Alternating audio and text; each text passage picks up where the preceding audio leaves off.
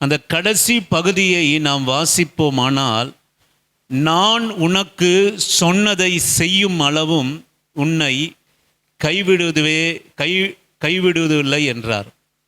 எனக்கு அருமையான ஆண்டவருடைய பிள்ளைகளே, இந்த கிறிஸ்தவ வாழ்க்கை என்பது எதற்காக நம்மை ஆண்டவர் அழைத்தார் என்று சொல்லுவோமானால், வெறுமையாக இருப்பதற்காக நம்மை அழைக்கல.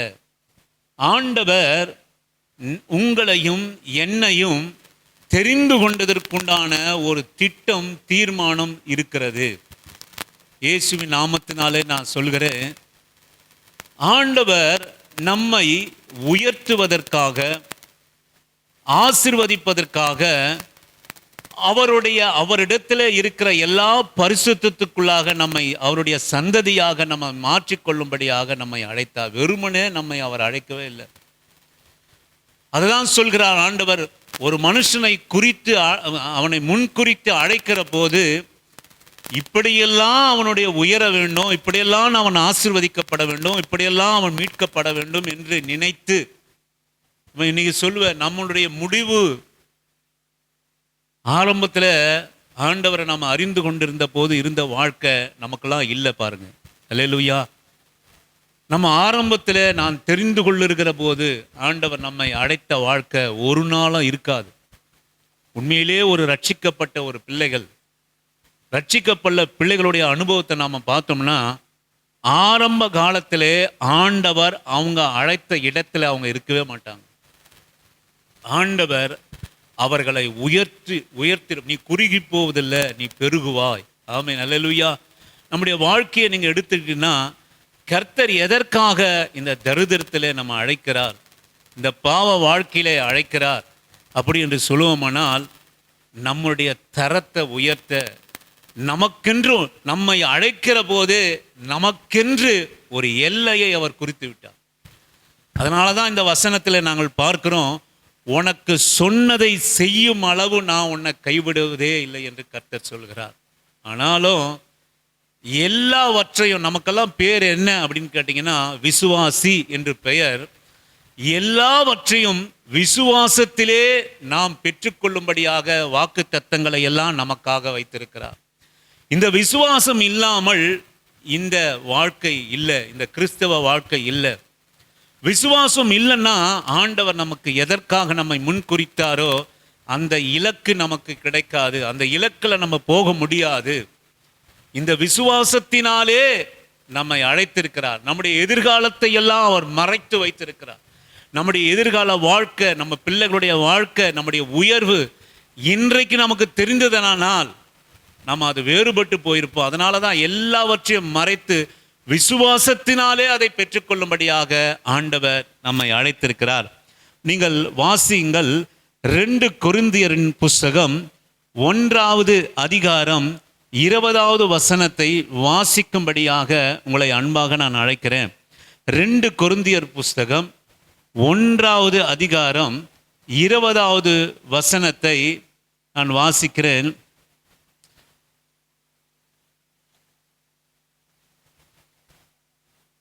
எங்களால் தேவனுக்கு என்னாலும் சில்வானாவிலும் தீமோத்தேயுவினாலும் உங்களுக்குள்ளே பிரசங்கிக்கப்பட்ட தேவகுமாரனாகிய இயேசு கிறிஸ்துவும் ஆம் என்றும் அல்ல என்றும் இராமல் ஆம் என்றே இருக்கிறார்.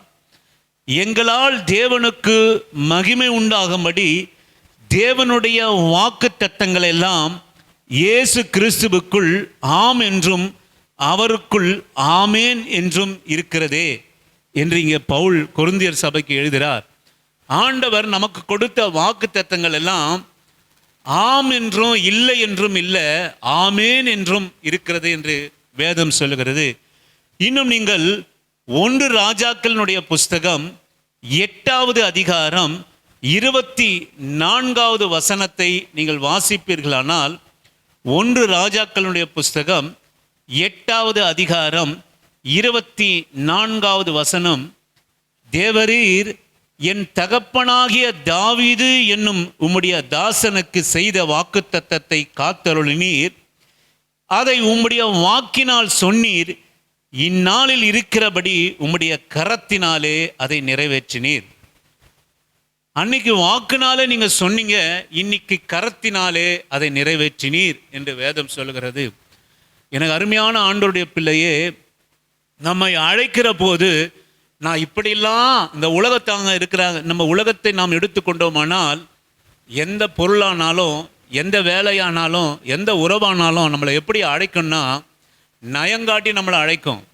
நான் இப்படி தருகிறேன், ஒன்று வாங்கினா ஒன்று இலவசம், இது தள்ளுபடி அது தள்ளுபடி அப்படின்னு சொல்லி நம்மளை அழைத்து வியாபாரமானாலும் மற்ற காரியங்களும் நடக்கும். ஆனால் இந்த கிறிஸ்தவ வாழ்க்கை எப்படி என்ன கேட்டிங்கன்னா, நமக்கு கொடுக்கப்படுகிற போற பின்னாட்களுடைய ஆசீர்வாதங்கள் மறைக்கப்பட்டதாக இருக்கும்.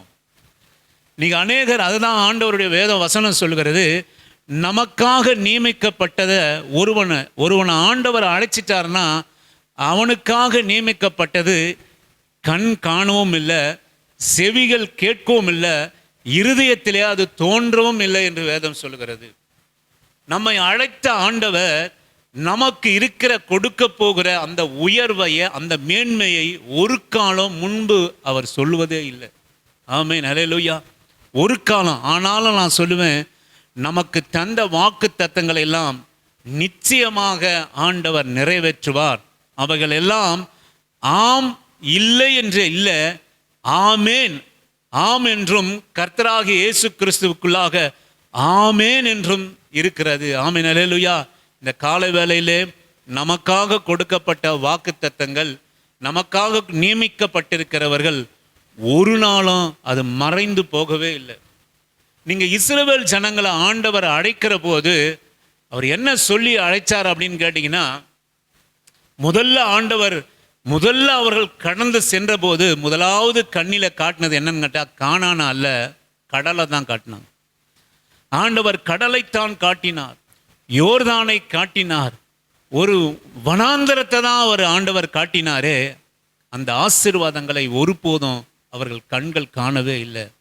நான் உங்களுக்கு பாலும் வனாந்தரம் ஒன்று இருக்கும், செங்கடல் ஒன்று இருக்கும், போராட்டம்னு உங்களுக்கு இருக்கும் அப்படின்னா அவர்கள் வந்தே இருக்க மாட்டாங்க. எகிப்திலே எனக்கு போதும் அப்படின்னு உட்கார்ந்து இருப்பாங்க. ஆண்டவர் சொல்லுவ இயேசுவின் நாமத்தினால் இந்த கால வேளையிலே அவர் எப்படி அழைத்தார் சொல்லுவோமானால், நமக்கு கொடுக்க இருக்கிற ஆசீர்வாதங்களை மறைத்து நம்மை அழைத்திருக்கிறார்.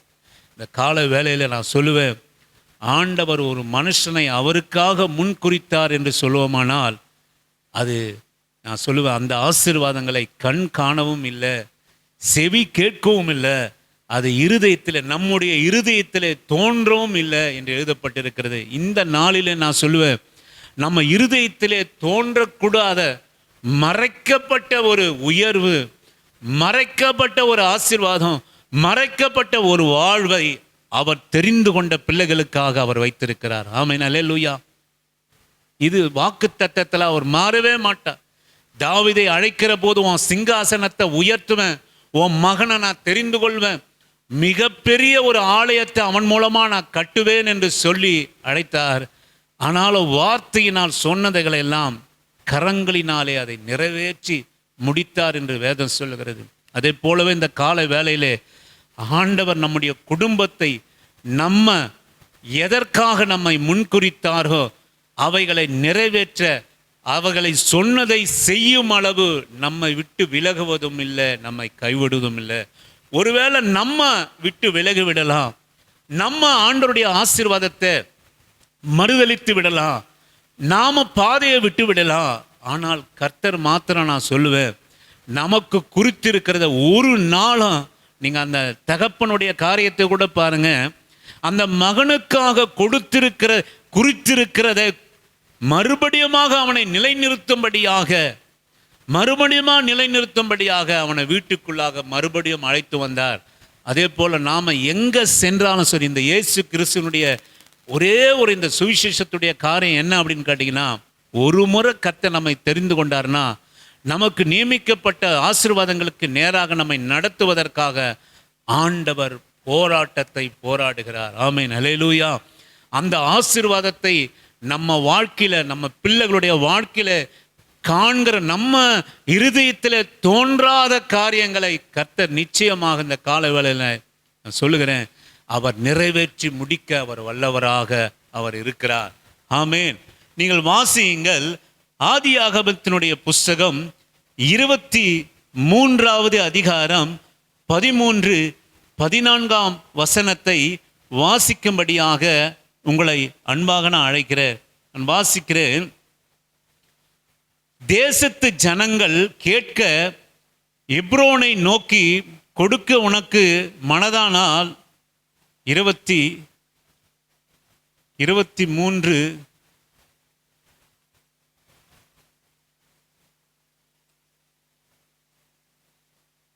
சொல்லு. எனக்கு அருமையான தேவனுடைய பிள்ளை, அந்த வசனம் இல்லைன்னு நினைக்கிறேன். நான் சொல்கிறேன், ஆபிரகாமை ஆண்டவர் அவர் அழைத்தார். ஆபிரகாமை அழைத்து 23 மன்னிக்கணும், 13, 14, 23வது அதிகாரம் 13, 14 வாசிக்கிறேன். ஆபிரகாம் தன் கண்களை ஏறெடுத்து பார்க்கும்போது, இதோ பின்னாக புதரிலே தன் கொம்புகள் சிக்கிக் கொண்டிருந்த ஒரு ஆட்டுக்கடாவை கண்டான். அப்போது ஆபிரகாம் போய் கடாவை பிடித்து அதை தன் குமாரனுக்கு பதிலாக தகனபலியிட்டான். ஆபிரகாம் அந்த இடத்திற்கு யெகோவா ஈரே என்று பெயரிட்டான். அதனாலே கர்த்தருடைய பர்வதத்திலே பார்த்து கொள்ளப்படும் என்று இந்நாள் வரைக்கும் சொல்லப்பட்டு வருகிறது. ஆமென், அல்லேலூயா. நீங்கள் ஒரு காரியத்தை நீங்கள் புரிஞ்சிங்க. பல வருஷமாக 100 வருஷம் திருமணம் எந்த ஆண்டிலே நடந்ததுன்னு தெரியாது. கிட்டத்தட்ட அநேக வருஷங்கள் இந்த ஆபிரகாம் காத்திருக்கிறார். இவர் ஆண்டவராலே தெரிந்து கொள்ளப்படுகிறார். தெரிந்து கொண்டு, உன் சந்ததியை நான் பெருகவே பெருக செய்வேன் என்று அவரை சொல்லி அழைத்தார். ஆனால் சொல்லி 25 வருஷம் வரைக்கும் ஒரு பிள்ளையும் கொடுக்கவில்லை. சரியாக ஆபிரகாம் 100 வயது இருக்கிற போது, சாராள் 90 வயது இருக்கிற போது இந்த ஈசாக்கை அந்த ஆபிரகாமுக்கு கொடுத்தார்.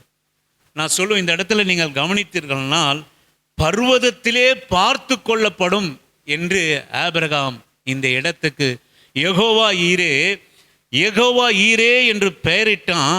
அதனாலே கர்த்தருடைய பர்வதத்திலே பார்த்து கொள்ளப்படும் என்று இந்நாள் வரைக்கும் சொல்லப்பட்டு வருகிறது. எனக்கு அருமையான தேவ ஜனமே, அந்த சொந்த குமாரனை விசுவாசத்தினாலே அவன் மறுபடியும் பெற்றுக்கொள்ளும்படியாக மாமிசத்திலே பெற்றுக்கொண்டான். மாமிசத்திலே போராடி அவன் பெற்றுக்கொண்டான். மாமிசத்திலே அழுது அவன் பெற்றுக்கொண்டான். மாமிசத்திலே புலம்பி அவன் பல வருடங்களாக காத்திருந்து அவன் பெற்றுக்கொண்டான். ஆனால் ஈசாக்கை ஆவிக்குரிய சந்ததியாக மாற்றுவதுதான் தேவனுடைய திட்டம். ஆவிக்குரிய சந்ததியாக. இந்த ஆவிக்குரிய சந்ததி யார் என்று சொல்லுவோமானால், அது விசுவாச சந்ததி. அல்லேலூயா. நாம எதெல்லாம் விசுவாசத்தினாலே பெற்றுக்கொள்கிறோமோ அதெல்லாம் ஆவிக்குரிய காரியங்கள். நம்ம கண்ணு காணாததை, நம்ம செவிகள் கேட்காததை, நம்ம இன்றைக்கு இருக்கிற நிலைமையிலே இருதயத்திலே ஒருபோதும் தோன்றாதது. நீ மனுஷர்கள் ஏன் கர்த்தரை கைவிட்டு விடுகிறார்கள்? எதற்கு இந்த சுவிசேஷத்தை விட்டு விடுகிறார்கள்?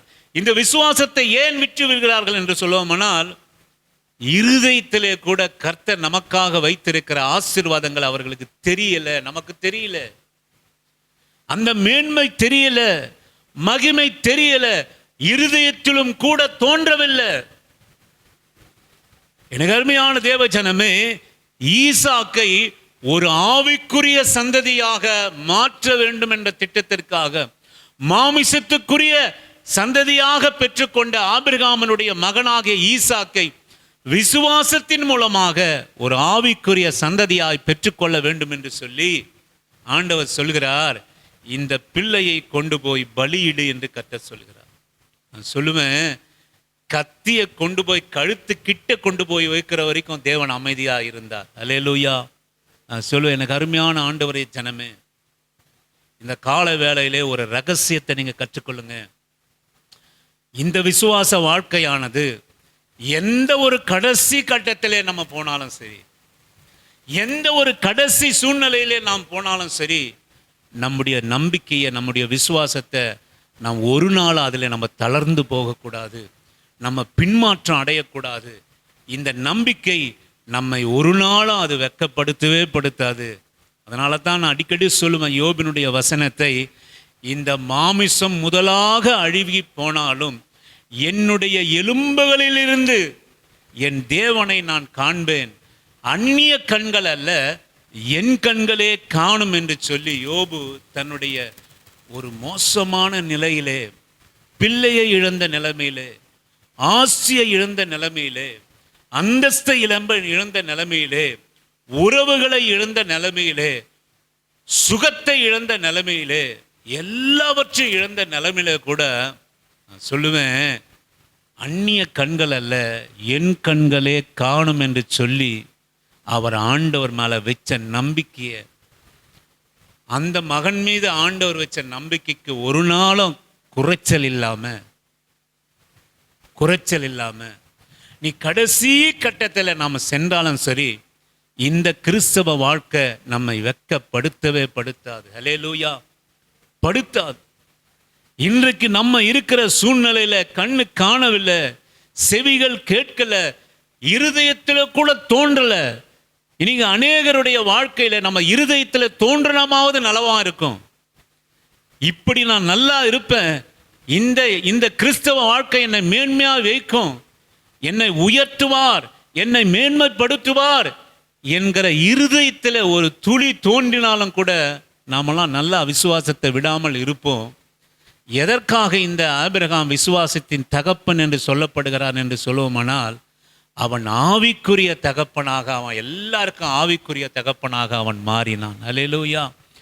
ஆவிக்குரிய தகப்பனாக ஆபிரகாமை மாற்ற வேண்டும் என்பதற்காக இந்த விசுவாச பரீட்சை ஆனது காணப்பட்டது. ஆபிரகாம் எப்போ சொல்கிறார் என்று சொல்லுவோமானால், பர்வதத்திலே பார்த்து கொள்ளப்படும் எப்போ சொல்கிறார் அப்படின்னு கேட்டிங்கன்னா, ஆரம்பத்தில் கர்த்தர் சொல்லி அழைக்கல, ஆபிரகாமே நான் உன்னை அழைப்பேன், உன் குமாரனை பலியிட சொல்லுவேன், நீ மலையில் போகிற போது அங்கே ஒரு ஆடு இருக்கும், நீ கழுத்தில் கத்தியை வைப்ப, அங்கே ஒரு ஆடு கத்தும், நீ கத்தியை நிறுத்திட்டு நீ அந்த ஆடுக்கு உன் குமாரனுக்கு பதிலாக பலியிடு என்று கர்த்தர் சொல்லி அழைக்கவே இல்லை. ஆமென். அல்லேலூயா, அல்லேலூயா. இதுதான் விசுவாசம். இங்கதான் விசுவாசமானது புடமிடப்படுகிறது. நான் உனக்கு சொன்னதை செய்யும் அளவு உன்னை நான் கைவிடுவதும் இல்லை, உன்னை விட்டு விலகுவதும் இல்லை. கர்த்தர் எதற்காக அழைத்தாரோ, எதற்காக முன்குறித்தாரோ அதை நிறைவேற்றுகிற வரைக்கும் கர்த்தர் நம்மை கைவிடுவதும் இல்லை. பொய் சொல்லவோ மனம் மாறவோ அவர் மனுப்புத்திரன் அல்லவே. அவர் சொல்லியும் நிறைவேற்றாமல் இருப்பாரோ, உன் சந்ததியை நான் பெருக செய்வேன்னா பெருக செய்வன் தான், எதை கொண்டு வார் எப்படியாவது செய்வார் என்று சொல்லி விசுவாசத்தோடு கூட ஈசாக்கை தன் கரங்களிலே பிடித்து கொண்டு சொல்லுவேன் அந்த பலிபீடத்தில் வைத்தார். அங்கே ஒரு ஈசாக்குக்கு பதில் காணப்பட்டது, பர்வதத்திலே பார்த்து கொள்ளப்பட்டது. எங்க பார்த்து கொள்ளப்பட்டதுன்னா, புறப்படுகிற போது அல்ல, வழியிலே அல்ல, அல்லது வழியிலேயாவது ஆண்டவர் சொல்லியிருக்கலாம், சொல்லவே இல்லை. ஆனால் எங்க பதிலை அந்த ஆபிரகாம் என்னும் தகப்பனுக்கு, விசுவாச தகப்பனுக்கு, ஆவிக்குரிய தகப்பனுக்கு எங்க வச்சார் அப்படின்னு கேட்டீங்கன்னா, சொல்லுவேன் கடைசி நிமிடத்திலே பர்வதத்திலே பார்த்து கொள்ளப்படும். ஆமென். அல்லேலூயா. நம்ம போராடுகிற காரியம், நம்ம வழி நடத்துகிற காரியம், நான் சொல்லுவேன் இயேசுவின் நாமத்தினால இந்த காலை வேளையிலே கர்த்தருக்கு ஒரு நிமிஷம் போதும் நம்முடைய பல வருஷத்தினுடைய துன்பங்களை மாற்ற. ஆமென். அல்லேலூயா. 12 வருஷம் பெரும்பாடு உள்ள ஸ்திரீ விசுவாசத்தினாலே கடந்து வந்தா. 12 வருஷம் பெரும்பாடு. ஆனா அந்த விசுவாசத்தினுடைய தாயா அவ எங்க மாறினா அப்படின்னு கேட்டீங்கன்னா, சொல்லுவேன் ஒரே நிமிஷத்துல 12 வருஷம் பாடு போச்சுங்க. ஆமென். அல்லேலூயா. ஒரே கணப்பொழுது. எனக்கு அருமையான கர்த்தருடைய பிள்ளையே, இந்த கால வேளையில ஆண்டவர் நம்மோடு கூட பேசுகிற காரியம் என்னன்னா, நான் சொல்லுவேன் இந்த விசுவாச வாழ்க்கையை ஆண்டவர் முன்குறித்தார். விசுவாசிகளாக நம்மை அழைத்திருக்கிறார். விசுவாசத்திலே நாம் பெற்றுக்கொள்ள வேண்டும் என்பதற்காக கர்த்தர் காத்திருக்கிறார். நம்மேல் நீடிய பொறுமை உள்ளவராக இருக்கிறார். உங்களுக்காகவும் எனக்காகவும் நிச்சயமாய் பர்வதத்திலே ஒரு பதிலை ஆண்டவர் வச்சிருக்கிறார். ஆமென், அல்லேலூயா. பதில் இல்லையே. ஆபிரகாம் ஈசாக்கு வழியில கேட்கிறான், அப்பா நீங்க எல்லாமே வச்சிருக்கீங்க, ஆடு எல்லாம், இது விறகெல்லாம் வச்சிருக்கீங்க, எல்லாம் வச்சிருக்கீங்க, ஆனா பலியிடுவதற்கு ஆடு எங்கே? ஆபிரகாம் கேட்கல, தன் வழிகள் எல்லாம் கேட்கல, எதையும் கேட்காம எங்க அவனுக்கு பதில் கிடைத்தது என்றால், ஆண்டவரே எனக்கு பதில் சொல்லுங்க, எனக்கு பதில் சொல்லுங்க ஆண்டவரே, நீங்க பதில் சொல்லுங்க. ஏன் நீங்க சொன்னீங்க என்னை சந்ததியை பெருக பண்ணுவேன்னு சொன்னீங்க, இந்த முதிர் வயதில் எனக்காக ஒரு மகனை நீங்க கொடுத்தீங்க, எனக்கு ஒரு பதில் சொல்லுங்க. இந்த மகனை நான் கொடுத்துட்டேன்னா என் சந்ததி எப்படி பெருகும், என்னை எப்படி நான் ஆசீர்வாதமா இருப்பேன்கிற ஒரு பதிலை எனக்கு சொல்லுங்க ஆண்டவரேன்னு கேட்கல. ஆமென். கேட்கவே இல்லை. எனக்கு ஒரு பதில் சொல்லிட்டு எனக்கு ஒரு பதிலை சொல்லுங்க ஆண்டவரே, நான் கொடுக்கிறேன். நீங்க சொன்னீங்களே ஒரு வாக்குத்தத்தம், உன்னை ஆசீர்வதிக்கவே ஆசீர்வதித்து உன்னை பெருகவே பெருக பண்ணி உன் சந்ததியை பெருக பண்ணுவேன், உன்னை ஆசீர்வதிப்பேன் என்று சொன்னீங்களே, அதற்கு பதில் சொல்லுங்க. நான் ஈசாக்கை பலியிடுகிறேன் என்று சொல்லவே இல்லைங்க. எங்க பதில் கிடைத்ததுன்னா, கடைசி நிமிடத்திலே ஒரு கணப்போதிலே அவன் நடந்து வந்த பாதை, அவனுடைய பிரயாணம் முழுவதும் அத்தனை நாட்கள் அவன் பிரயாணப்பட்டு வந்தபோது கர்த்தர் ஒரு பதிலை அவனுக்காக வைத்து, ஆபிரகாமே நீ நிறுத்து, இது அங்கே ஒரு ஆட்டுக்கடா சிக்கி இருப்பதை அவன் கண்டான். நீங்க கவனிச்சீங்கன்னா, ஒரு ஆட்டுக்கடாவை கண்டான். அப்போது ஆபிரகாம் போய் கடாவை பிடித்து அதை தன் குமாரனுக்கு பதிலாக தகன பலியிட்டான். ஆபிரகாம் அந்த இடத்துக்கு யெகோவா ஈரே என்று பெயரிட்டான். அதனாலே கர்த்தருடைய பர்வதத்திலே பார்த்து கொள்ளப்படும் என்று இந்நாள் வரைக்கும் சொல்லப்பட்டு வருகிறது. ஆமென், அல்லேலூயா. அது இந்நாள் சொல்லுங்க, அது இந்நாள் வரைக்கும்னா அது யாருக்கு? உங்களுக்கு எனக்கும் தான். ஆமென், அல்லேலூயா. அது என்னாலும் மாறாது. யெகோவா ஈரே என்று பெயரிட்டான். அதனாலே கர்த்தருடைய பர்வதத்திலே அது பார்த்து கொள்ளப்படும் என்று இந்நாள் வரைக்கும் சொல்லப்பட்டு வருகிறது. ஆண்டுடைய வார்த்தை நான் சொல்லுவேன், இந்நாள் வரைக்கும் அது பாதுகாக்கப்பட்டு கொண்டிருக்கிறது. நீங்களும் நானும் ஆபிரகாமுடைய சந்ததிகள். இந்நாள் வரைக்கும் சொல்லப்பட்டு வருகிறது. இந்த நாள் வரைக்கும் அதே விசுவாச புடமிடுதலாம் உங்களுக்கும் எனக்கும் இருக்கிறது. இயேசுவின் நாமத்தினாலே நான் சொல்கிறேன், நாம ஆண்டவர் மேலே வச்சிருக்கிற நம்பிக்கையை ஒரு நாளும் நம்ம வெட்கப்படுத்தவே. ஆமென். மகளே நம்ம நினைக்கிறோம், இதோ சூழ்நிலை இப்படி மாறிடுச்சு, சூழ்நிலை இப்படி இருக்குது, என் கண்ணில் காணவும் இல்லை, என் செவியில கேட்கவும் இல்லை, அட்லீஸ்ட் என்னுடைய இருதயத்திலேயாவது நான் நல்லா இருப்பேன், நான் சுகமா இருப்பேன், நான் உயருவேன், என் குடும்பம் நல்லா இருக்கும், என் பிள்ளைகள் நல்லா இருக்கும்னு என்னால் என் இருதயத்தில் கூட தோன்றலை. ஆனால் ஆண்டவர் சொன்ன வாக்குத்தத்தத்தை இந்நாள் வரைக்கும் அது மாறவே மாறாது. அல்லேலூயா, அல்லேலூயா. அது பர்வதத்திலே பார்த்து கொள்ளப்படும். எனக்கு அருமையான ஆண்டவருடைய பிள்ளையே, உங்களுக்காகவும் எனக்காகவும் ஆண்டவர் நம்மை அழைத்த ஆசீர்வாதம் மறைக்கப்பட்டிருக்கிறது. எப்போ அது வெளிப்படும்னா, நம்ம விசுவாசம் எவ்வளவா வெளிப்படுகிறதோ அவ்வளவாய் நம்முடைய உயர்வு, நம்ம பக்தி உள்ள வாழ்க்கை, நம்முடைய ஆசீர்வாதம், நமக்கு பதில். நம்ம சொல்கிறோம் பார்த்தீங்களா, எனக்கு ஒரு பதிலே கிடைக்கலையே, என் வாழ்க்கையில் என் பிரச்சனைக்கு ஒரு பதில் சொல்லட்டும் ஆண்டவர், என் பிரச்சனைக்கு ஒரு பதில் சொல்லட்டும், நான் இந்த காரியத்தை செய்கிறேன், என் பிரச்சனைக்கு பதில் சொல்லட்டும் ஆண்டவர், நான் இந்த வாழ்க்கை. இது இல்லைங்க விசுவாசம். இன்னைக்கு அநேகர் சொல்கிறாங்க, என் பிரச்சனைக்கு ஆண்டவர் ஒரு பதில் சொல்லட்டும், கர்த்தர் இதை செய்யட்டும், கர்த்தர் இதை செய்தால் நான் அவரோட கூட இருப்பேன், இல்லாட்டி அவரோட கூட இருக்க மாட்டேன். கர்த்தர் இதை செய்தால் நான் சபைக்கு வருவேன், கர்த்தர் இதை செய்தால் நான் ஆராதிப்பேன், கர்த்தர் இதை செய்தால் எனக்கு ஒரு பதில் அவர் சொன்னாரானால், ஆண்டவரே எனக்கு பதில் சொல்லுங்க ஆண்டவரே, எனக்கு ஒரு பதில் உண்டாகட்டும் ஆண்டவரே, நான் படுகிற பாடுகளுக்கு பதில் உண்டாகட்டும், உம்மை நம்புகிற நம்பிக்கைக்கு எனக்கு ஒரு பதில் உண்டாகட்டும், என் நிலைமைக்கு ஒரு பதில் உண்டாகட்டும்.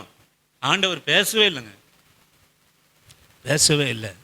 ஆனால் எங்கே விசுவாசம் விளங்குகிறதோ அங்கே தான் கர்த்தர் பதிலை தருவார். ஆமென், அல்லேலூயா. மகளே, மகனே, மறைக்கப்பட்டிருக்கிற உயர்வு, மறைக்கப்பட்டிருக்கிற ஆசீர்வாதம், மறைக்கப்பட்டிருக்கிற மகிமை, மறைக்கப்பட்டிருக்கிற மேன்மை எங்கே உங்களுடைய விசுவாசம், என்னுடைய விசுவாசம் விளங்குகிறதோ உடனே உங்களுக்கு பதில் கிடைக்கும். ஆமென், அல்லேலூயா. உடனே உங்களுக்கு பதில் கிடைக்கும். அவளை பார்க்க வந்த ஸ்திரீ விசுவாசம் பாருங்க, அவருடைய வஸ்திரத்தின் ஓரத்தையால நான் தொட்டா அவர் என்னை பார்ப்பார், என்னை தொடுவார், என்னை சுகம் கொடுப்பார் என்று நம்பி வந்தவ எல்லாரையும் தொட்டு சுகமாக்குகிறார், எல்லாரையும் வேதனையோட கண்ணீர் விட்டு சுகமாக்குகிறார், கரம் பிடித்து சுகமாக்குகிறார், குஷ்டரோகிகளை தொட்டு சுகமாக்கினார், குருடரை அணைத்து சுகமாக்கினார். எனக்கும் ஒரு சுகம் கிடைக்குமா, ஆண்டவர் என்ன தொடமாட்டாரா என்று ஏங்கி வந்தவ. ஆனால் ஆண்டவரை தொட முடியல. ஆனால் எங்கே விசுவாசம் விளங்குது அப்படின்னா, கடைசி நேரத்தை அந்த வஸ்திரத்தின் ஓரத்தையால் நான் தொட்டு சுகமாகுவேன் என்று சொன்ன உடனே மறைந்திருந்த சுகம் அவளுடைய விசுவாசத்தினாலே வெளிப்பட்டது. ஆமேன், அல்லேலூயா, ஆமேன். எனக்கு அருமையான ஆண்டவருடைய பிள்ளையே, எந்த சூழ்நிலையிலும் நம்ம விசுவாசத்தை விடவே கூடாது. இந்த ஆண்டவர் மேலே இருக்கிற விசுவாசித்து எந்த மனுஷனாலும் அதை எடுத்து போடக்கூடாது, எந்த குறைவும் எடுத்து போடக்கூடாது, எந்த மேன்மையும் நமக்கு எடுத்து போடக்கூடாது. எங்க நம்ம விசுவாசம் பரிபூர்ணமாய் விளங்குகிறதோ அந்த இடத்திலே உங்களுக்கு எனக்கும் பதில் உண்டு. ஆமென், அல்லேலூயா. உங்களுக்கு எனக்கும் பதில் உண்டு. நிச்சயமாக கர்த்தர் பர்வதத்திலே பார்த்து கொள்ளப்படும். அது இந்நாள் வரைக்கும் அதே விசுவாசத்தில் தான் உங்களை என்னை நடத்துகிறார் ஆண்டவர். மாறலை, அவருடைய பிரமாணங்கள் மாறலை. இன்றைக்கு நமக்கு என்ன பேருங்க? விசுவாசி. இந்த ஆண்டவருடைய பிள்ளைகளுக்கு வேறு எந்த நாமமும் தரிக்கப்படவில்லை. நம்ம ஞானஸ்தானம் பெற்றவன என்ன பேர் ஒன்றா நம்ம மாற்றிருக்கலாம். எந்த பேர் மாறினாலும் நமக்கு ஒரு ஆண்டவர் ஒரு பேரை வச்சிருக்கிறார். அது என்னன்னு கேட்டிங்கன்னா, we are the believer of the Jesus Christ. ஆமென், அல்லேலூயா. நான் ஒரு விசுவாசி. நாம் எந்த பேரில் ஒன்றா வந்துடலாம், கிறிஸ்தவ பேரில் வந்துடலாம். ஆனால் முதலாவது உங்களுக்கு எனக்கும் என்ன பேர் அப்படின்னு கேட்டிங்கன்னா, அந்த சிஸ்டர் கர்த்தருடைய பிலீவர், விசுவாசி. அவங்க விசுவாச குடும்பம். விசுவாச குடும்பம்னாவே என்னங்க? காணாததை, கேட்காததை, இருதயத்திலும் தோன்றாததை நம்புவது தான் விசுவாசம். ஆமென், அல்லேலூயா. அந்த விசுவாசத்திற்கு ஆண்டவர் நிச்சயமாய் எப்பொழுது உங்களுடைய விசுவாசம் என்னுடைய விசுவாசம் விளங்குகிறதோ, ஆண்டவருக்கு விளங்குகிறதோ, ஆண்டவருக்கு வெளிப்படுகிறதோ, அந்த 12 வருஷம் ஸ்திரீ வந்ததை கர்த்தர் அறியல நீங்க நினைக்கிறீங்க? அவள் வந்தது தெரியும், அவள் வந்தது தெரியும். இங்கே 12 வருஷம் ஸ்திரீ ஒருத்தி வந்திருக்கிறான்ன்றது ஆண்டவருக்கு நிச்சயமா தெரியும். ஆனால் அவளுடைய விசுவாசம் விளங்குகிற வரைக்கும் கர்த்தர் காத்திருந்தார். ஆமென், ஆமென். எனக்கு அருமையான கர்த்தருடைய பிள்ளையே, நம்முடைய விசுவாசம் பரிபூர்ணம் அடையுமானால், நம்முடைய விசுவாசம் நிறைவு உண்டாகுமானால், நான் சொல்லுவேன், நிச்சயமாக நாம் இத்தனை வருஷங்களாக உன் வாழ்க்கையிலே உன் பிள்ளைகளுக்காக நாம் கேட்கிற எல்லாவற்றிற்காக ஒரு பதிலை ஆண்டவர் வச்சிருக்கிறார். அல்லேலூயா, ஆமென். இரண்டாவது காரியத்தை நீங்கள் கவனித்து பாருங்க. நான் சுருக்கமாக சொல்லி நான் முடிக்கிறேன். இரண்டாவது காரியம், மத்தேயு சுவிசேஷ புத்தகம் 15வது அதிகாரம் 32 37 வரைக்கும் வாசிக்கும்படியாக உங்களை அன்பாக நான் கேட்கிறேன். மத்தேயு சுவிசேஷ புத்தகம் 15வது அதிகாரம் 32 37 வரைக்கும் வாசிக்கும்படியாக உங்களை அன்பாக நான் அழைக்கிறேன். மத்தேயு சுவிசேஷ புத்தகம் 15வது அதிகாரம் 32 37 வரைக்கும் நான் வாசிக்கிறேன். பின்பு இயேசு தம்முடைய சீஷர்களை அழைத்து, ஜனங்களுக்காக பரிதபிக்கிறேன், இவர்கள் என்னிடத்தில் 3 நாள் தங்கியிருந்து சாப்பிட ஒன்றுமில்லாது இருக்கிறார்கள். இவர்களை பட்டினியாய் அனுப்பிவிட எனக்கு மனதில்லை, வழியில் சோர்ந்து போவார்களே என்றார். அதற்கு அவருடைய சீஷர்கள், இவ்வளவு திரளான ஜனங்களுக்கு திருப்தி உண்டாகும்படி வேண்டிய அப்பங்கள் இந்த வனாந்தரத்திலே நமக்கு எப்படி அகப்படும் என்றார்கள். அதற்கு இயேசு, உங்களிடத்தில் எத்தனை அப்பங்கள் உண்டு என்று கேட்டார். அவர்கள் 7 அப்பங்களும் சில சிறு மீன்களும் உண்டு என்றார்கள். அப்பொழுது அவர் ஜனங்களை தரையில் பந்தி இருக்க கட்டளையிட்டு அந்த 7 அப்பங்களையும் அந்த 7 மீன்களையும் எடுத்து ஸ்தோத்திரம் பண்ணி பிட்டு தம்முடைய சீஷர்களிடத்தில் கொடுத்தார். சீஷர்கள் ஜனங்களுக்கு பரிமாறினார்கள். எல்லோரும் சாப்பிட்டு திருப்தி அடைந்தார்கள். மீதியான துணிக்கைகள் 7 கூட நிறைய எடுத்தார்கள். ஸ்திரீகளும் பிள்ளைகளும் தவிர சாப்பிட்ட புருஷர் 4000 பேராக இருந்தார்கள். ஆமென், அல்லேலூயா. எனக்கு அருமையான கர்த்தருடைய பிள்ளையே, இங்க நீங்க கவனிங்க. 3 நாள் தங்கி இருந்து சாப்பிட ஒன்றும் இல்லாமல் இருந்தார்கள். ஆமென், ஒன்றும் இல்லாமல் இருக்கிறார்கள். நான் சொல்லுவேன், நாமெல்லாம் ஒருவேளை சாப்பிடலனாவே நமக்கு எவ்வளோ கஷ்டமாக இருக்கும். ஒருவேளை சாப்பிடலனாவே நம்ம என்ன நினைக்கிறோம் அப்படின்னு கேட்டிங்கன்னா, உபவாச ஜபம் நம்ம இருப்போம். ஒருவேளை தான் உபவாசம். நீங்கள் அநேக சபைகளில் பார்த்தீங்கன்னா உபவாசம் ஜபம்னு வரவங்களுக்கு 2 மணிக்கு டோக்கன் கொடுத்துருவாங்க சாப்பிட. ஏதாவது அதை ஒரு காணிக்கை வாங்கிக்கின்னு ஒரு டோக்கனை கொடுத்துருவாங்க. அதுதான் உபவாச ஜபம். ஆமென். அதுதான் இன்று வரை சொல்லப்படுகிறது நம்முடைய விசுவாசம். ஒரு நாள் ஒருவேளை நம்ம விசுவாசம் இருக்க முடியாது. ஆனால் நம்மளாம் எவ்வளோ நாள் விசுவாசி அப்படின்னு கேட்டிங்கன்னா, நான் சொல்லுவேன் 15 வருஷம் விசுவாசி, 20 வருஷம் விசுவாசி, 30 வருஷம் விசுவாசி. ஆனால் ஒருவேளை நம்ம ஒருவேளை, எனக்கு அருமையான ஆண்டவருடைய பிள்ளையே, ஒருவேளை நமக்கு சமைக்கிறதுக்கு எதுவுமே இல்லைன்னா, ஒருவேளை நம்ம குறைவுள்ளவர்களாக ஒரு பொருளை வாங்கி சமைக்க முடியாத அளவுக்கு இருந்தா, உடனே நாம் சொல்லுவோம், இந்த ஆண்டவரை பின்பற்றி எனக்கு வந்த நிலைமை அப்படிதான், இந்த ஆண்டவருடைய பின்பற்றி வந்த நிலைமை எனக்கு இப்படித்தான் இருக்கிறது என்று நாம் இருதயத்தில் அவிசுவாசம் நமக்கு தோன்றும். விசுவாசம் தோன்றுகிறதோ இல்லையோ, அவிசுவாசம் நமக்கு தோன்றும். அது இயற்கை தான். அது மாமிசமான மனுஷருக்கு. தேவனாகிய இயேசு கிறிஸ்து புதுசாக அவருடைய உபதேசத்தை கேட்குறாங்க. அவர்கள் 30 வருஷம் விசுவாசி இல்லை, 20 வருஷம் விசுவாசி இல்லை, 5 வருஷம் விசுவாசி இல்லை. எனக்கு அருமையான தேவனுடைய ஜனமே, யார் ஒருவன் அந்த அதிசயமான அப்பத்தை புசித்தார்கள், அதிசயம் பண்ணப்பட்ட மீனை புசித்தார்கள் என்று சொல்லுவோமானால், 3 நாள் காத்திருந்தவங்க. ஆமென், அல்லேலூயா.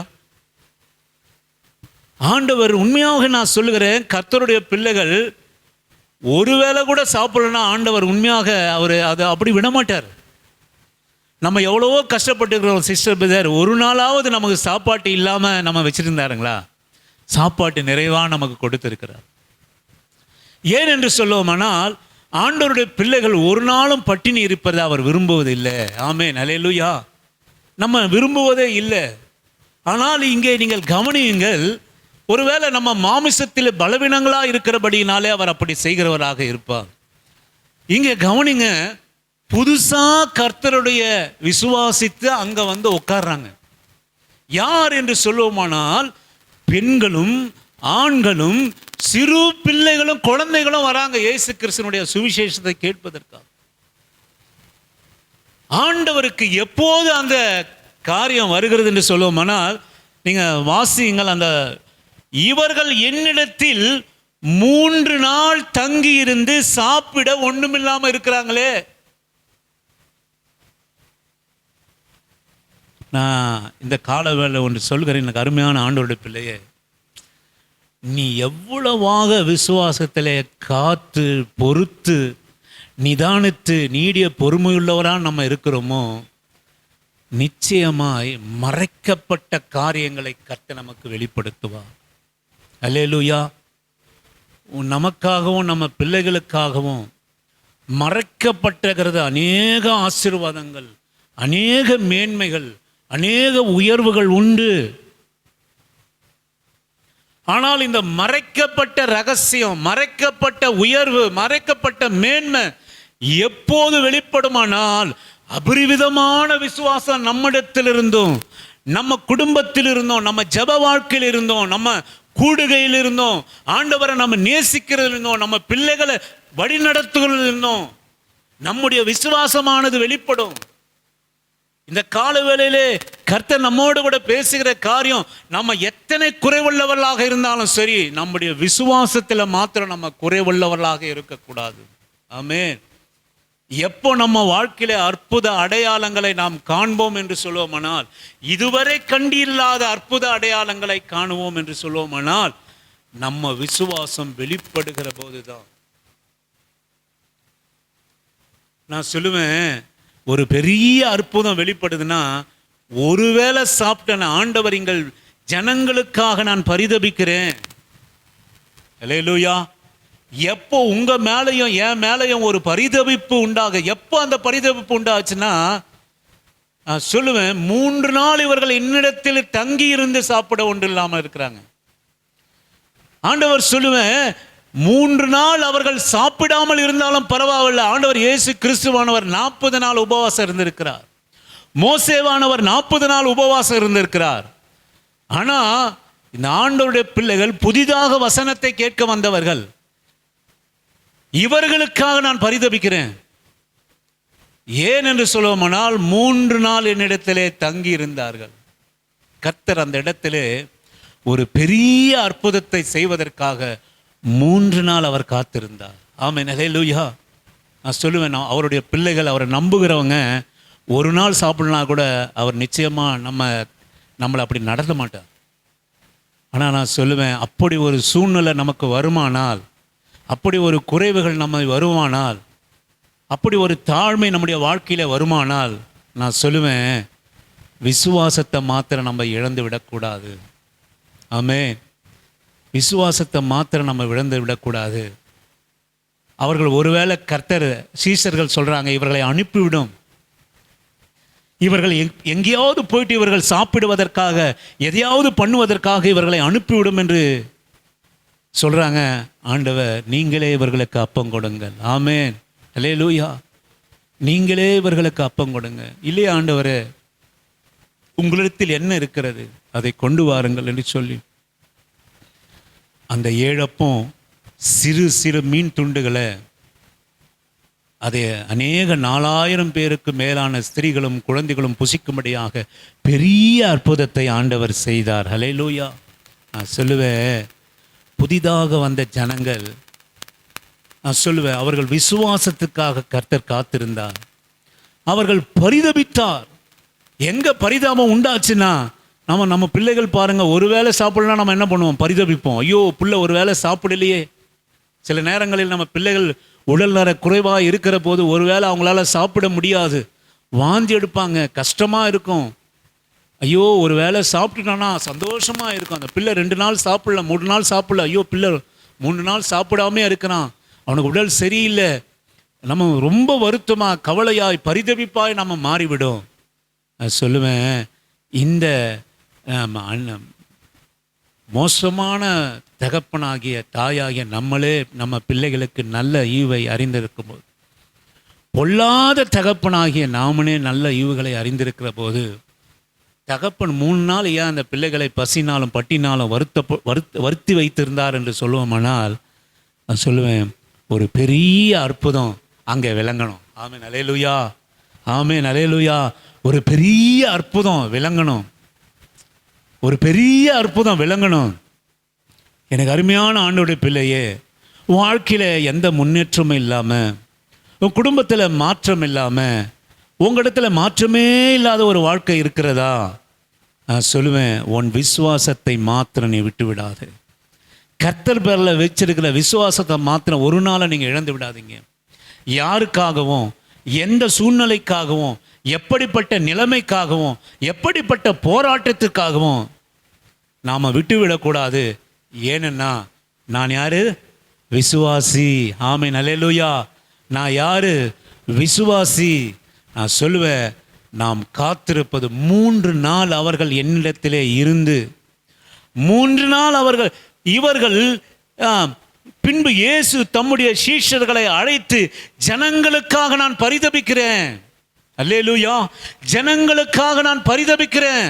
அந்த பரிதபிப்பு 3ஆம் நாள் வந்த பரிதபிப்பு இல்லை. அது 3ஆம் நாள் வந்த பரிதபிப்பு இல்லை. ஆண்டவருடைய பிள்ளைகள் எப்போது ஒருவேளை போஜனத்தை தகர்த்து ஒரே வேளை அவருடைய பாதத்திலே அமர்ந்திருந்தாலும் பெரிய அற்புதத்தை கர்த்தர் செய்கிறவர். இன்றைக்கு நான் சொல்லுவேன், எஸ்தர் மகாராஜி ஒரு உபவாசம் ஜெபம் இருந்தால் பெரிய அற்புதத்தை கர்த்தர் செய்தார். யாக்கோப்பு மன்றாட்டி ஜபித்தான், பெரிய அற்புதத்தை செய்தார். ஒருவேளை உபவாசத்திற்கு பெரிய அற்புதம் நடக்கும். கர்த்தர் பரிதபிக்கிற ஆண்டவர். ஒரு நாள் உபவாசம் தேவனுடைய பிள்ளைகளுடைய வாழ்க்கையிலே பெரிய மாற்றத்தை கொண்டு வரும், பெரிய அற்புதத்தை கொண்டு வரும். கர்த்தர் அவர்களுக்கு பரிதபிக்காம இல்லை. ஒருவேளை போஜனம் சாப்பிடாம அவர்களுடைய பாதத்தில் அமர்ந்த போரே அந்த பரிதபிப்பானது பிறந்து விட்டது.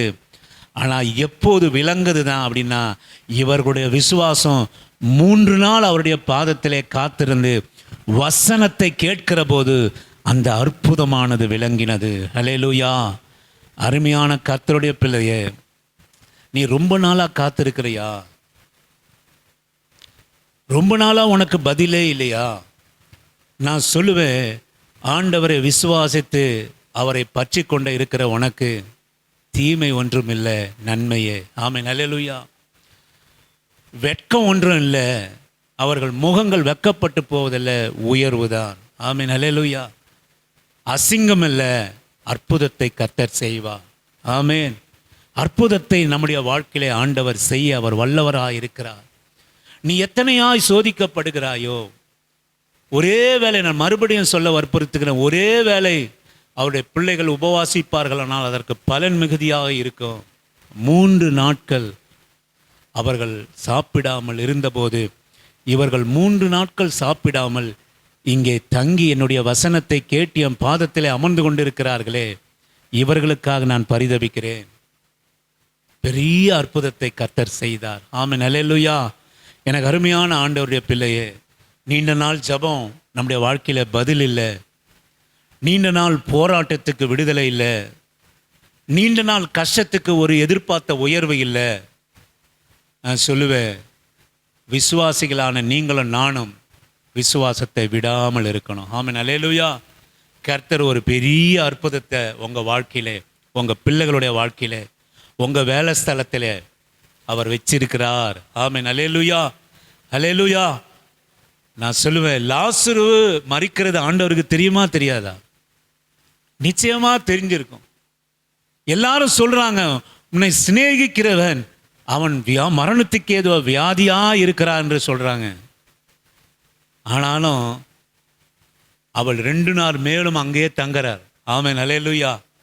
ஆண்டவர் நிச்சயமாக லாசருவை சுகப்படுத்துவார், உயிரோடு கூட வைப்பார் என்று அவருக்கு தெரியும். ஆனால் அந்த அற்புதத்தை எப்படி மறைத்தார் பார்த்தீங்களா?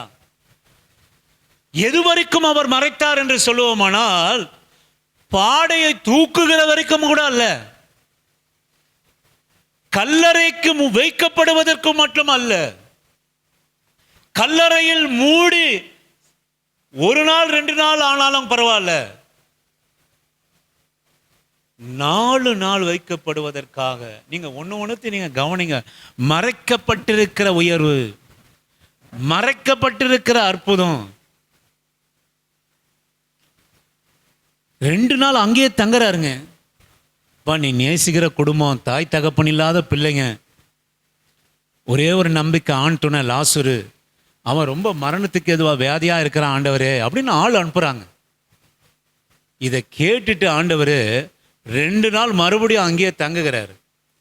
மறுபடியும் அந்த தேசத்துக்குள்ளாக பெத்தானியா என்ற ஊருக்கு கடந்து வருகிற போது பிணமும் இல்லை. பிணம் இருந்தால் தானே உயிரோடு கூட அவர் தொட்டா சுகமாகும். பிணம் இல்லை. கல்லறை வாசல்ல இல்லை, வீட்டு வாசல்ல இல்லை, கல்லறையில் வைத்து மூடியாச்சு. நான் சொல்லுவேன், அநேகருக்கு விசுவாசம் வெளிப்படும்படியாக இன்னைக்கு வேதத்தில் எழுதப்பட்டிருக்கிற அற்புத அடையாளங்கள், அவர் செய்த அற்புத அடையாளங்கள் எல்லாம் நமக்கு விசுவாசத்தை நம்ம வாழ்க்கையில் கொடுக்கறதுக்கு தான். ஆமென். இதை நீ விசுவாசிக்கணும் என்பதற்காகத்தான். இதை விசுவாசித்து நமக்குள்ளாக ஒரு நம்பிக்கை உண்டாக வேண்டும், அதற்காகத்தான் இந்த நிகழ்வெல்லாம் அங்கே நடந்திருக்கிறது. பிதாவாவுடைய சித்தம். 2 நாள் தங்கி வந்து அதான் ஆண்டவர் சொல்லுவார், 2 சகோதரிகளும் அழுது நின்ற போது சொல்லுவார், மகளே நீ விசுவாசித்தால் தேவனுடைய மகிமையை காண்பாய் என்று நான் உனக்கு சொல்லியிருக்கிறேனே. எங்க கொண்டு வர்றாரு பார்த்தீங்களா? அப்பா இங்க என் சகோதரன் போயிட்டான், இங்க வந்து நீர் விசுவாசத்தை பத்தி பேசுறீரா? எங்க வந்து ஆண்டவர் விசுவாசத்தை பத்தி பேசுறாரு, நீங்க கவனிச்சிங்களா? நம்பிக்கை இல்லா சூழ்நிலை எல்லாம் போச்சு, விசுவாசத்துக்கு இடமே இல்லை, நம்புவதற்கு ஏதுவில்லை. ஒருவேளை லாசரு வியாதிப்பட்டு மரணத்துக்கு போராடி இருந்தால் விசுவாசத்துக்கு இடம் இருக்கும் இல்லைங்களா? ஒருவேளை லாசரு மரித்து போய் வாசலிலே வைத்திருக்கிற போது இயேசு கிறிஸ்து வந்தார் என்றால் விசுவாசத்துக்கு இடம் இருந்திருக்கும். ஆமென். ஒருவேளை அந்த பிணத்தை கல்லறையில் வைக்காதற்கு முன்பு இயேசு கல்லறையில் வாசலில் வந்து நின்றாரானால் ஒருவேளை விசுவாசத்துக்கு இடம் இருந்திருக்கும். ஒருவேளை போட்டுங்க, ஆண்டவரை அந்த லாசருவை காலையில் வச்சுட்டாங்க, ஆண்டவர் அழுகுவதற்கு முன்பாக வந்துட்டார். ஆமென், அல்லேலூயா. அந்த பிணம் அழுவதற்கு முன்பாக, அழுகி போவதற்கு முன்பாக இங்க 11 மணிக்கு அங்கே உள்ளே கல்லறையில் வைத்தார்கள். கர்த்தர் ஒரு 2 மணிக்கு அங்கே வந்து சேர்ந்துட்டார். சோத்திரம், அல்லேலூயா. வாங்க ஆண்டவரே, நான் இன்றைக்கும் விசுவாசிக்கிறேன், வாங்க கல்லறைக்கு போவோம், என்னுடைய சகோதரனை எழுப்பும் என்று சொல்லுவதற்கு ஒரு விசுவாசம் அங்கே காணப்பட்டிருக்கும். ஆனால் எந்த சூழ்நிலையில் இந்த சகோதரியை பார்த்து ஆண்டவர் சொல்கிறார் என்று சொல்லுவோமானால், வாசலிலும் இல்லை, வியாதி படுக்கையிலும் இல்லை, கல்லறை வாசலிலும் இல்லை, கல்லறையில் வைத்து ஒரு சில நிமிடங்களும் ஆகலை.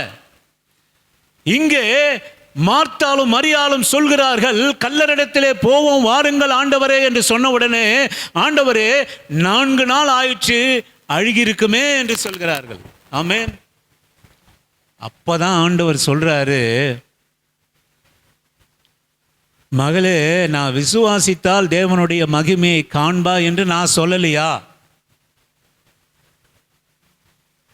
அதுக்கு மார்த்தாள் சொல்றாங்க, உண்மையா கரெக்டா சொன்னாங்க. சில பேர் சொல்லுவாங்க, இது எப்படி விசுவாசிக்கிறது?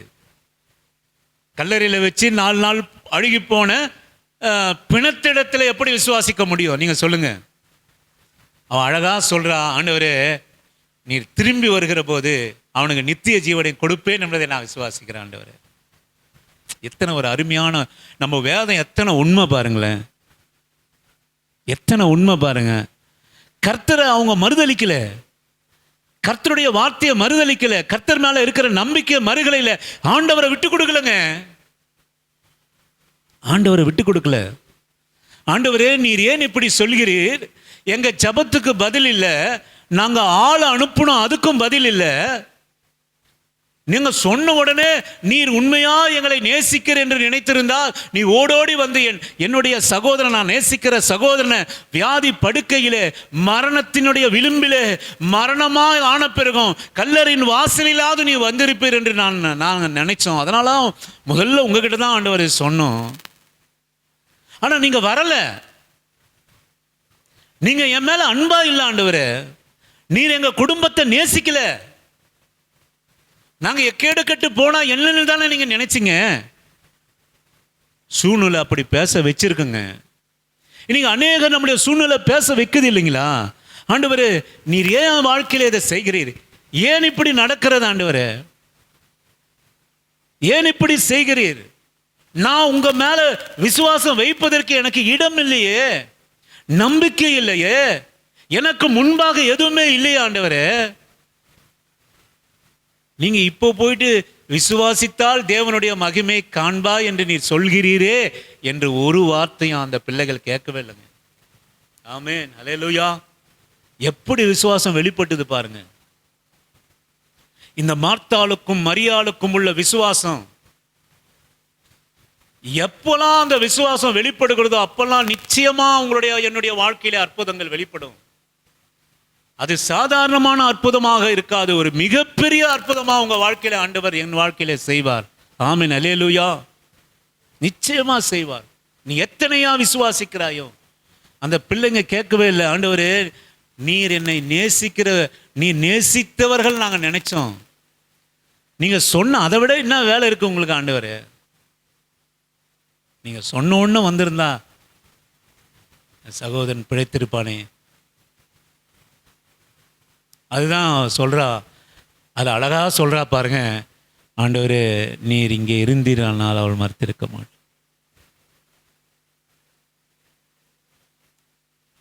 நீங்க நீங்க நீங்க மாத்திரம் இங்கே இருந்தீங்களா, ஒரு சாஃப்ட் கர்த்தாவே, ஒருவேளை நீங்க இங்க இருந்தீங்கன்னா அவன் மறுத்திருக்க மாட்டான்.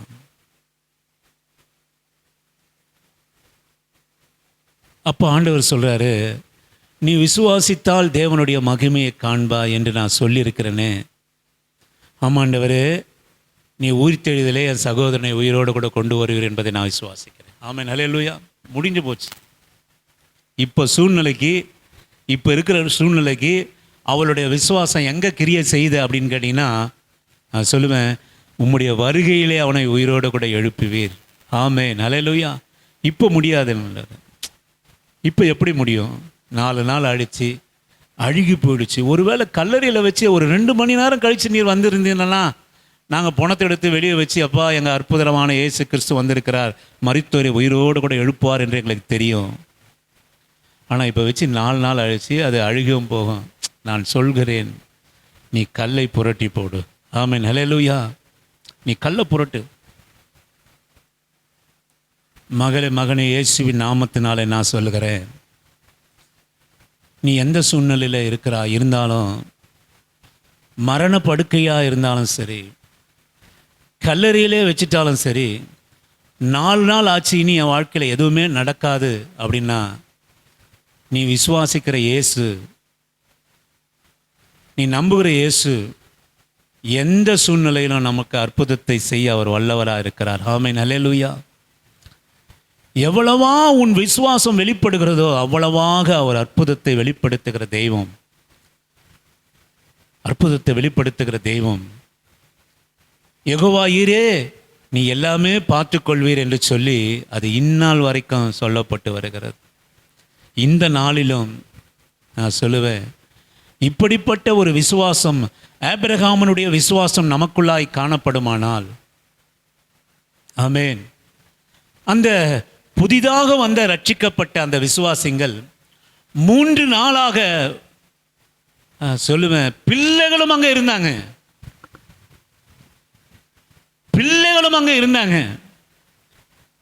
இன்னைக்கு நம்ம ஆண்டவருடைய சமூகத்தை விட்டு போகிறோம். எதற்காகன்னா, ஐயோ நான் போய் சமைக்கணுமே, ஒரு அரை மணி நேரம் லேட் ஆகிடுச்சுன்னு நம்ம என்னன்னு சொல்கிறோம், போய் சமைக்கணும், சீக்கிரம் போனால் நலமாக இருக்கணும், நான் தூங்கணும், நான் படுக்கணும், நான் வேலை செய்யணும், அதை செய்யணும். ஆனால் எங்கே விசுவாசம் வெளிப்பட்டதுன்னா, 3 நாள் அந்த பிள்ளைகளுடைய பசி பட்டினியை இந்த பெற்றோர்கள் பொறுத்து கொண்டு இருந்தாங்க. நான் சொல்லுவேன், நீங்கள் அங்கே வேதத்தில் நீங்கள் கவனிச்சிங்கன்னா, ஜனங்களை பந்திருக்க கட்டளையிட்டா அங்கே பிள்ளைகளும் அவர்களுடைய பிள்ளைகளும் புசித்தார்கள். அந்த இடத்துல எல்லாரும் சாப்பிட்டு திருப்தியான பிறகு பிள்ளைகளெல்லாம் இருந்தாங்க கூட. இங்கே ஒரு பையன் இருக்கிறான், அவனிடத்துல அப்பங்கள் உண்டு. அந்த 5 அப்பம் 2 மீன் அற்புதம். நான் சொல்லுவேன், எனக்கு அருமையான ஆண்டவருடைய பிள்ளை, இந்த கால வேலையிலே மறுபடியும் வற்புறுத்துகிறேன், நான் விசுவாசியானால் அல்லது கர்த்தர் என்னை அழைத்தது உண்மையானால், நான் அவர் மேல வச்சிருக்கிற அன்பு உண்மையானால், நான் அவர் மேல வச்சிருக்கிற விசுவாசம் உண்மையானால், அது எந்த சூழ்நிலையிலும் அது நம்ம விட்டு எடுபடவே கூடாது. ஆமென். வருடங்களாக இருக்கிற உன் வெறுமைக்கும், வருடங்களாக இருக்கிற உன் தரித்திரத்துக்கும், வருடங்களாக இருக்கிற உன்னுடைய வியாதிக்கும் எது குணமாக்கும் அப்படின்னு கேட்டா, எது நம்மை உயர்த்தும், எது கர்த்தருடைய நாமத்துவம் நமக்கும் மேன்மையை கொண்டு வரும்னு கேட்டா, நான் சொல்லுவேன், தளர்ந்து போகாத, தளர்ந்து போகாத நம்பிக்கை, விட்டு விடாத நம்பிக்கை, பின்மாற்றம் அடையாத விசுவாசம் ஒரு பெரிய அற்புதத்தை உங்க வாழ்க்கையில, என் வாழ்க்கையில, உங்க ஆவியில, உங்க ஆத்துமாவிலே, உங்க சரீரத்தில், நம்முடைய பிள்ளைகளுடைய வாழ்க்கையில, நம்முடைய எதிர்காலத்தில் நிச்சயமா கர்த்தர் செய்வார். நீ எவ்வளவா புடமிடப்படுகிறாயோ அவ்வளவா நம்முடைய விசுவாசம் பொன்னாக விளங்கும். ஆமென், அல்லேலூயா. எவ்வளவாக நீ புடமிடுகிறாயோ, எவ்வளவாக நீ காத்திருக்கிறாயோ, எவ்வளவாக நீ சகித்திருக்கிறாயோ, எவ்வளவாக நீ பொறுத்திருக்கிறாயோ, அவ்வளவாக நிறைவான ஆசீர்வாதத்தையும் நிறைவான அற்புத அடையாளங்களையும் இந்த விசுவாசம் நமக்கு கொடுக்கும். ஆமென், அல்லேலூயா, அல்லேலூயா, அல்லேலூயா. ஆண்டவரை நோக்கி நாம் கண்களை மூடி கர்த்தரை நோக்கி, அல்லேலூயா, ஆண்டவரே இந்த நம்பிக்கை எனக்கு உண்டாகட்டும். சொல்ல ஒரே ஒரு வசனத்தை நாம் வாசித்து நாம் கண்களை மூடும். எபிரேயர் 13வது அதிகாரம் 8வது வசனத்தை வாசிக்கும்படியாக உங்களை அழைக்கிறேன். எபிரேயர் 13:8 வாசிக்கும்படியாக. எபிரேயர் 13:8 வசனம். நான் சொல்லுவேன், இயேசு கிறிஸ்து நேற்றும் இன்றும் என்றும் மாறாதவராயிருக்கிறார். ஆமென், அல்லேலூயா. அன்றைக்கு மாத்திரமல்ல, அன்றைக்கு மாத்திரமல்ல, இதே அற்புதங்களை உன்னுடைய விசுவாசத்துக்கும் என்னுடைய விசுவாசத்துக்கும் செய்ய இயேசு கிறிஸ்து நேற்றும் இன்றும் என்றும் மாறாதவராக இருக்கிறார். மல்கியா தீர்க்கதரிசன புஸ்தகம் 3வது அதிகாரம் 6ஆம் வசனத்தை வாசிக்கும்படியாக உங்களை அழைக்கிறேன். மல்கியா தீர்க்கதரிசன புஸ்தகம் 3வது அதிகாரம் 6ஆம் வசனத்தை வாசிக்கும்படியாக உங்களை அன்பாக நான் அழைக்கிறேன். மல்கியா தீர்க்கதரிசன புஸ்தகம் 3வது அதிகாரம் 6வது வசனம் இப்படியாக சொல்லப்பட்டிருக்கிறது. நான் கர்த்தர், நான் மாறாதவர் ஆகையால் யாக்கோப்பின் புத்திரராகிய நீங்கள் நிர்மூலமாகவில்லை. ஆமென், அல்லேலூயா, ஆமென். நான் கர்த்தர், நான் மாறாதவர். ஆமென். நான் கர்த்தர், நான் மாறாதவர் ஆகையால் யாக்கோப்பின் புத்திரராகிய நீங்கள் நிர்மூலமாகவில்லை. ஆமென். நீ நிர்மூலமாக மாட்ட. அவர் மாறாதவர். ஆபிரகாமை விசுவாசத்தினாலே புடமிட்டு விசுவாசத்தின் மூலமாக ஆவிக்குரிய ஆசீர்வாதங்களாலே நிரப்பினவர். அவர் மாறாதவர். அல்லேலூயா. நாம நிர்மூலமாக இல்லை. நீங்கள் ரோமாபுரிக்கு அப்போஸ்தலனாகிய பவுல் ரோமாபுரிக்கு எழுதின நிருபம் 4ஆம் அதிகாரம் 21 வாசிக்கும்படியாக உங்களை அன்பாக நான் அழைக்கிறேன். 21. தேவன் வாக்குத்தத்தம் பண்ணினதை நிறைவேற்ற வல்லவராய் இருக்கிறார் என்று முழு நிச்சயமாய் நம்பி தேவனை மகிமைப்படுத்தி விசுவாசத்திலே வல்லவனானான். அல்லேலூயா. இங்கே யாரை பற்றி எழுதியிருக்கிறதுனா ஆபிரகாமை பற்றி எழுதியிருக்கிறது. நீங்க கவனித்தீங்கன்னா, தேவன் வாக்குத்தத்தம் பண்ணினதை நிறைவேற்ற வல்லவராக இருக்கிறார். ஆமென். தேவன் மாறாதவராக இருக்கிறார். நீங்களும் நானும் ஆராதிக்கிற ஆண்டவர், நீங்களும் நானும் யார் மேல விசுவாசமா இருக்கிறோமோ அவர் மாறாதவராக இருக்கிறார். நேற்றும் மாறாதவர், இன்றும் மாறாதவர், நாளையும் அவர் மாறாதவராக இருக்கிறார். சொல்லுவே, யாக்கோப்பினுடைய தெய்வம் மாறாதவராக இருக்கிறபடியினாலே நீங்களும் நானும் விசுவாசிக்கிறபடியினாலே நீ நிர்மூலமாய் மாறுவதே இல்லை. ஆமென். நாம நிர்மூலமாக மாறுவதும் அல்ல, தேவன் வாக்குத்தத்தம் பண்ணினதை நிறைவேற்ற வல்லவராய் இருக்கிறார் என்று முழு நிச்சயமாய் நம்பி தேவனை மகிமைப்படுத்தி விசுவாசத்திலே வல்லவனானான். அல்லேலூயா, அல்லேலூயா, ஆமென். நாம விசுவாசத்திலே வல்லவர்களாக ஆகும்போது அவர் நிறைவேற்ற வல்லவராக இருக்கிறார். ஆமென், அல்லேலூயா. இந்த விசுவாசத்தினுடைய வல்லமை நம்மகிட்ட வெளிப்படணும். விசுவாசத்தினுடைய வல்லமை நம்மகிட்ட வெளிப்படணுங்க.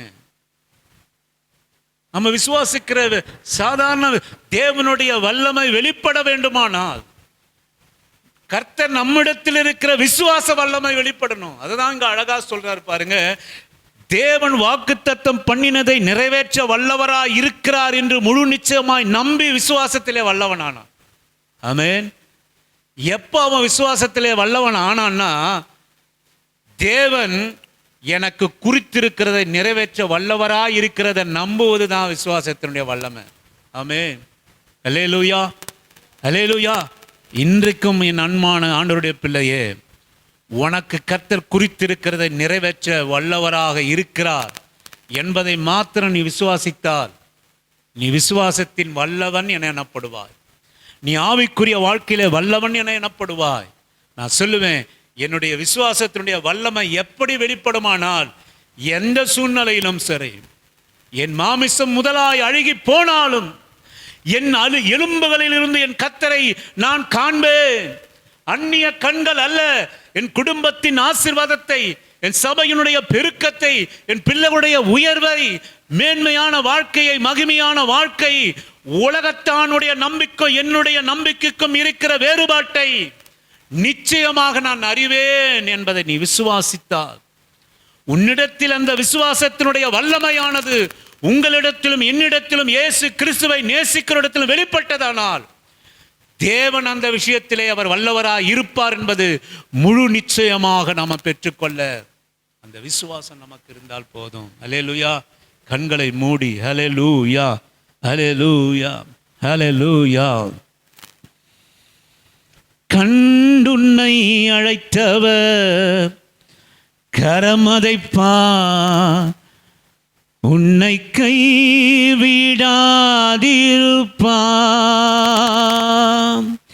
கண்டுன்னை அழைத்தவர் கரமதைப்பார், உன்னை கைவிடாதிருப்பா. இப்போதும் இவர்களை நிர்மூலன் செய்வேன் என்று பின்னும் இறங்கவில்லையோ, இல்லையோ, இல்லையோ, மனஸ்தாபம் கொள்ளவில்லையோ. காப்பா, காப்பா,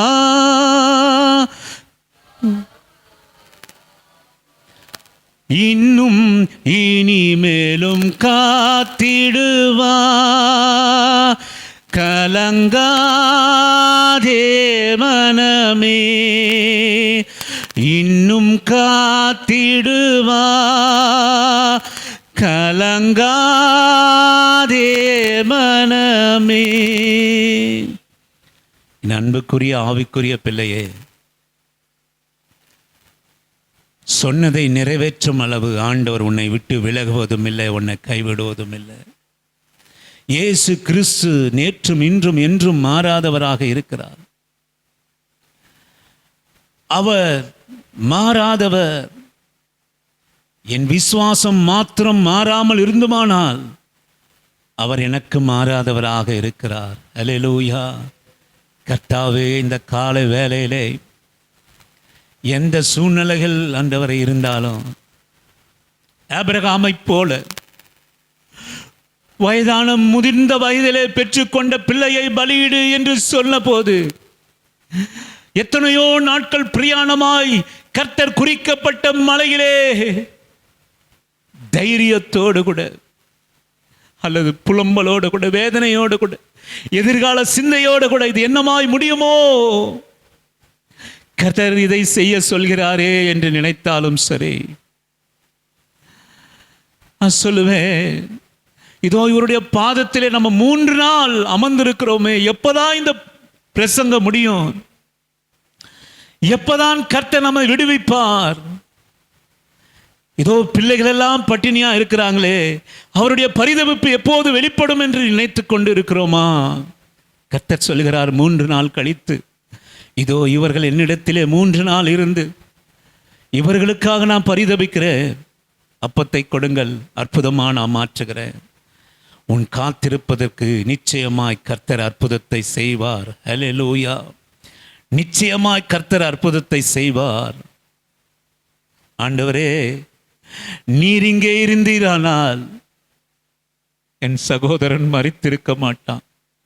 மகளே, நான் சொல்லல உனக்கு, நீ விசுவாசித்தால் தேவனுடைய மகிமை ஆன்மா. ஆண்டவரே, உம்முடைய வருகையிலே உயிர்த்தெழுதிலே அவனும் உயிரோடு கொழுவான் என்று நான் விசுவாசிக்கிறேன். ஐயோ, நான் அந்த விசுவாசத்தை பற்றி பேசலப்பா.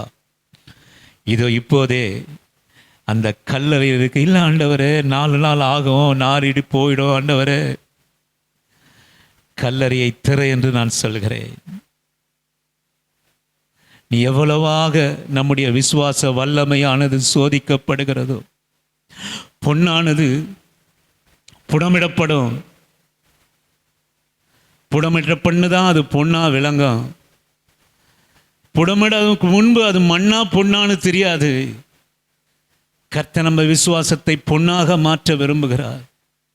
நம்ம விசுவாசம் பொண்ணா இருந்ததுன்னா கர்த்தர் பொண்ணோட மதிப்பாய் நம்மை மாற்றி விடுவார். ஆமே, நீ குறைந்து போவதில்லை, நீ தாழ்ந்து போவதில்லை, நீ நிந்தைக்கு உட்படுவதில்லை, நம்ம வெட்கத்துக்கு உட்படுவதில்லை. யோபுவை கேட்டால் சொல்லுவார், எது வரைக்கும் உங்கள் விசுவாச வல்லமை யோபுவே என்று கேட்டால் யோபு சொல்லுவார், என் மாமிசம் முதலாய் அழுவி போனாலும், உறவுகளெல்லாம் போனாலும், மந்தைகளிலும் ஆடுகள் இல்லாமல் போனாலும், திராட்சை தோட்டத்திலே கனி தராமல் போனாலும், என் கர்த்தருக்குள்ள விசுவாசத்தை நான் விட மாட்டேன். என் உறவு போனாலும், என் மனைவி வெறுத்தாலும், என் நண்பர்கள் என்னை அவமானம் நிந்தைப்படுத்த வந்தாலும், என் கண்களே காணும். அதுதான் விசுவாசத்தின் வல்லமை. ரோபுவை ரெட்டிப்பான ஆசீர்வாதத்துக்குள்ளாக நடத்தின கர்த்தர் மாறாதவரினுடைய வல்லமை, அற்புதத்தினுடைய வல்லமை. ஆண்டவர், இந்த கால வேளையில் எந்த சூழ்நிலையிலும் எதை இழந்தாலும் எங்கள் விசுவாசத்தை மாத்திரம் நாங்கள் இழக்காமல், எங்ககிட்ட இருக்கிற விசுவாசத்தை வல்லமை மேல் வல்லமை பெருக்கின விசுவாசமாய் நாம் மாற்றிக்கொள்ள வேண்டும். என் விசுவாசம் வல்லமையாய் மாறுமானால் என் தேவனும் வல்லமையாய் மாறுவார். எனக்காக ஒரு பதிலை அவர் கொடுப்பார். நான் பல வருஷங்களாய் கேட்டதற்கு பதிலை யெகோவா ஈரே பர்வதத்திலே பார்த்து கொள்ளப்படும் என்ற பதிலை அந்நாளில் ஆபிரகாமுக்கு தந்தவர் இந்நாள் வரை விசுவாசிகளாக எங்களுக்கும் உனக்கும் அவர் தர வல்லவராக இருக்கிறார். ஆமென், அல்லேலூயா. ஆண்டவரே, இந்த கால வேளையிலே எதை இழந்தாலும் விசுவாசத்தை இழக்காத ஒரு வல்லமையுள்ள விசுவாஸ் எங்களுக்கு கொடுங்க. நிச்சயமாய் பர்வதத்திலே பார்த்து கொள்ளப்படும். நிச்சயமாய் கல்லறையானது திறக்கப்படும். நிச்சயமாக ஆண்டவரே, ஒரு சில மீனும் 7 அப்பமும் அநேகருக்கு பகிர்ந்து கொடுக்கத்தக்க அற்புதமாய் மாறும். என் குடும்பமும் இப்படிப்பட்ட ஒரு வல்லமையுள்ள விசுவாசம் எனக்குள்ளாக இருக்கிறமானால் என் தேவைகளுக்கெல்லாம், என் குறைவுகளுக்கெல்லாம், என் பலவீனங்களுக்கெல்லாம், என் போராட்டங்களுக்கெல்லாம், நான் நெடுநாளாக ஜபித்து கொண்டிருக்கிற என் ஜபத்துக்கெல்லாம் ஆண்டவர் பெரிய அற்புதத்தை செய்ய வல்லவராயிருக்கிறார். ஆமென், அல்லேலூயா. கடந்த நாட்கள் முழுவதும் நம்மை அற்புதமாய் நம்ம வச்சிருக்கிற கொஞ்சம் விசுவாசத்திற்கே நம்மை எல்லாவித பலவீனம் போராட்டங்கள் இருந்து நம்மை நீக்கி, நம்மை உடுத்தி, நம்மை போஷித்து, நம்ம கொஞ்சம் அப்பத்தை ஆசீர்வதித்து இம்மட்டும் கர்த்தர் நம்மை கொண்டு வந்தாரே. அவரை தொழுது கொள்ளும்படியாக, அவர் பாதத்திலே அமர்ந்திருக்கும்படியாக, நமக்காக அவர் பரிதபிக்கும்படியாக இந்த நாளிலும் ஆண்டவர் நம்மை கொண்டு வந்திருக்கிறாரே. உமக்கே கோடான கோடி ஸ்தோத்திரம் ஐயா. ஒரு நாட்களில் உமது கரங்கத்திலே அர்ப்பணிக்கிறோம். கடந்த நாட்கள் போலவே இருந்த போஷிப்பு, இருந்த உடுத்துதல், ஆண்டவரை காத்த கரம், தப்புவித்த கரம், இவைகளெல்லாம் எங்களோடு கூட போக்கில் வரத்தில் எல்லாவற்றிலும் எங்களையும் எங்கள் பிள்ளைகளையும் பாதுகாத்து கொள்ளுங்கள்.